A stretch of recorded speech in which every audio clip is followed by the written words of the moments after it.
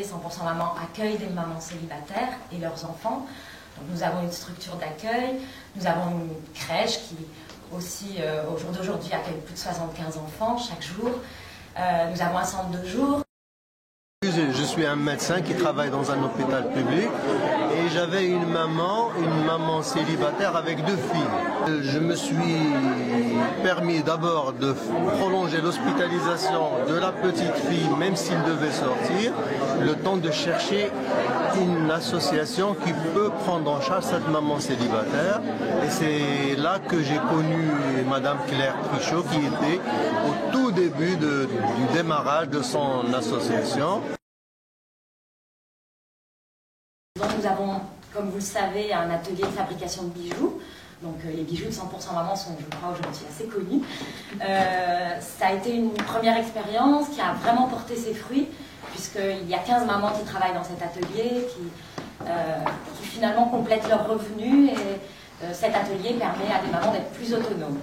Mais nous avons chaque année plus de 230 mamans qui passent par l'association, et en effet, il fallait faire d'autres choses, il fallait développer ce genre d'action. Nous permettons à ces femmes qui vivent dans l'exclusion totale, dans la stigmatisation, de pouvoir se reconnaître en tant que maman. Les mamans ont des relations sexuelles consenties pour la plupart avec donc, un partenaire, un ami, et donc quand elles le souhaitent, on essaie de recréer ce lien et peut-être de responsabiliser le père, même si la paternité illégitime au Maroc n'existe pas. Donc la maternité illégitime est aujourd'hui reconnue, donc on est dans un état où on reconnaît la mère célibataire et l'enfant n'est d'une mère célibataire, elle peut même donner son nom de famille. Par contre la paternité illégitime n'existe pas.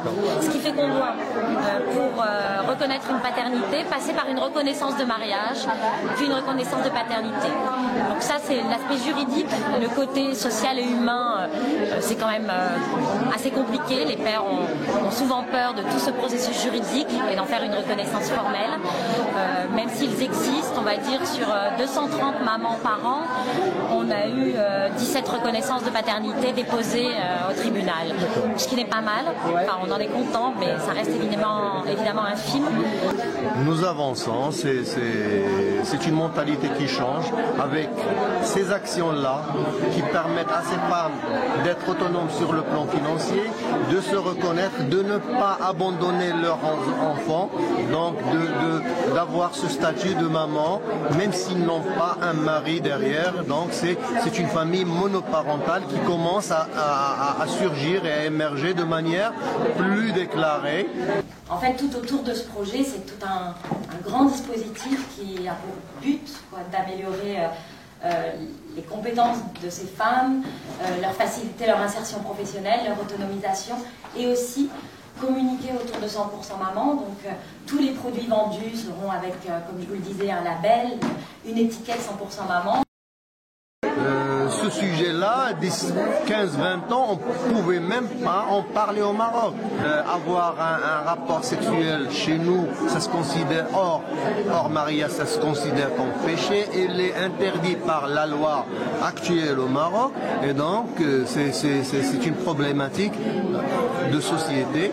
Mais chez nous, le terrain avance toujours avant la réglementation. Et c'est à travers ces actions qu'on pousse pour faire changer les mentalités et les règlements. Nous nous trouvons dans un quartier populaire de Tanger où la population, qu'elle soit masculine ou féminine, nous accepte. De là avoir un changement dans la société, c'est, je pense, beaucoup trop tôt. La problématique est vraiment très lourde et je crois qu'elle passera quand nos mamans, finalement, les mamans bénéficiaires de l'association auront intégré qu'elles peuvent être autonomes et elles élèveront leurs enfants de cette façon-là.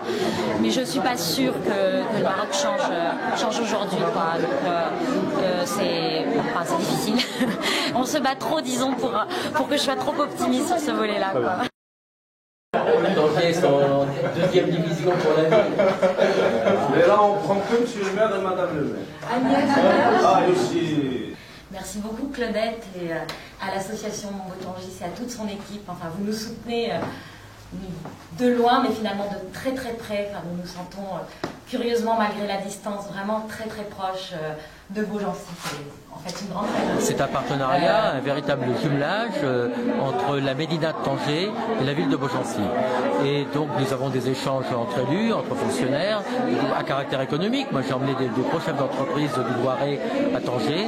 Et effectivement 100% maman, ce magnifique outil au plan humain, au plan social, pour les mamans célibataires, pour sauver des bébés, pour la dignité de la femme, est relayé par une association locale, Beautangis, que nous soutenons bien sûr parce qu'elle a 70 adhérents, une action très forte auprès des mamans, auprès des bébés, pour équiper une crèche, pour équiper un centre d'accueil des mamans. Nous considérons à Beaugency que tout d'abord, toutes les personnes qui vivent dans la ville ont droit au bonheur, quelle que soit leur culture, quelle que soit leur religion. Mais nous avons aussi l'ambition d'exporter ces valeurs partout dans le monde. Et ces valeurs, elles sont universelles. Les droits de l'enfant, les droits de la femme, les droits de l'homme, la démocratie sont universels. Et nous avons un engagement citoyen du monde pour porter ces valeurs dans le monde entier.